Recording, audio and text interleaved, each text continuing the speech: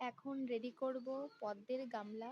ওখানে দূরে দেখতে পাচ্ছ যে ওখানে সাইডে গোবর সার আছে আর মাটি আছে। এখন রেডি করব পদ্মের গামলা। পদ্মের মাটি কিভাবে তৈরি করব সেটাই আমি আপনাদের দেখাবো। সেটিংসটা তৈরি হয়ে গেছে। এটা হচ্ছে গামলা।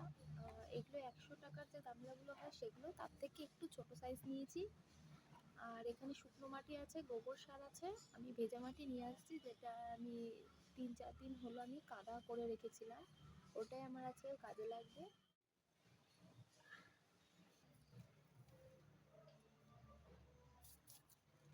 এটা হচ্ছে গোবর সার। এখানে 1 বছরের পুরনো গোবর সার নিয়েছি। তো সবার প্রথমে আমি গোবর সারের নিয়মটা দেবো।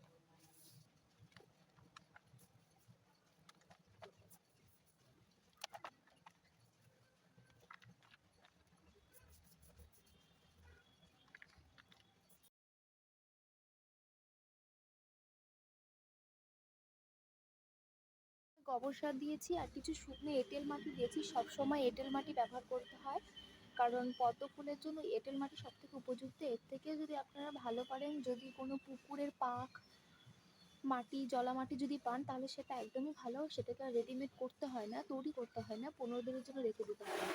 এইটাকে আমি রেডি করে 15 দিনের জন্য রেখে দেবো। এই মাটিটা দেখুন, এখানে কিছু কিছু দানা দানাদার আছে, যেটা আমি নিচে নিচে দিয়েছি, কারণ এগুলো খুবই শক্ত হয়, হার্ড হয়। তো এর জন্য আমি কিছু নিচে দিয়েছি, যাতে এটা নিচে থেকে যায়। আর আমি আগের থেকেই এটাকে তৈরি করে রেখেছিলাম। এটা প্রায় 2-3 দিনে হয়ে গেছে। আমি এই মাটিগুলোকে ভিজিয়ে একদম কাদামাটি করে রেখেছি। তো সেটাকে এবার আমি দেবো। যদি কম হয় তাহলে আমি পুনরায় আরও 1-2 দিন করে রাখবো এইভাবে মাটিটাকে, তারপরে সেটাকে এখানে দিয়ে দেবো। তো এবার এটা ঢেলে দিই। দেখতে পাচ্ছেন একদমই কাদামাটি, ওপরে জল আছে, জলটা আমি ফেলে দিতে গেলেই সব জল পড়ে যাবে, মাটিটা পড়ে যাবে, ওর জন্য আমি দিতে পারছি না। তো এইভাবে দিয়ে দেবো।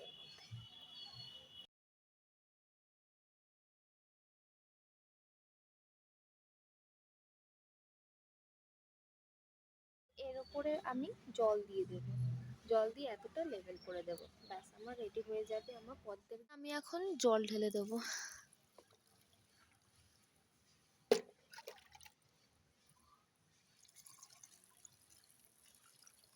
জলটা ঢালার পরেই দেখবেন আস্তে এর ওপর দিয়ে না কিছু নোংরা ভেসে উঠবে। তো নোংরাগুলো একটু ফেলে দেবেন, আর যদি আগে থেকে আপনি মাটিটাকে চেলে নিতে পারেন তাহলে খুবই সুবিধা। তো আস্তে আস্তে যখন দেখবেন নোংরাটা পুরো ভেসে উঠবে, ঠিক এইভাবে আমি 15 দিন মাটিটাকে রেখে দেবো। অবশ্যই 2 দিন পর পর জলটাকে চেঞ্জ করে দেবো, কারণ নিচে আমার গোবর সার আছে, তো একটু দুর্গন্ধ বের হবে। এবং যখন আমি টিউবারটিকে রোপণ করব, তখন কাদামাটিটাকে জাস্ট জলটা ফেলে দিয়ে আগে টিউবারটাকে সাইড বরাবর আমি দেবো। সেটা আমি অবশ্যই আপনাদের দেখিয়ে দেবো। আপাতত মাটি কীভাবে তৈরি করতে হয় সেটা আমি দেখিয়ে দেবো। পরবর্তী অংশটুকু দেখার জন্য অবশ্যই চ্যানেলটিকে সাবস্ক্রাইব করবেন এবং ভালো লাগলে অবশ্যই একটা লাইক করবেন, পাশে থাকবেন এবং ভালো থাকবেন।